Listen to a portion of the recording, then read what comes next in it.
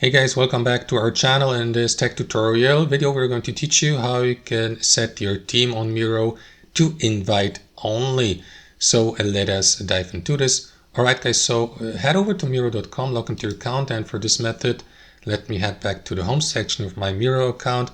And here guys, you will need to access your user management. To do that, click into your profile icon in top right and select admin. And from there, navigate from users to permission here under security. You may also expand security here.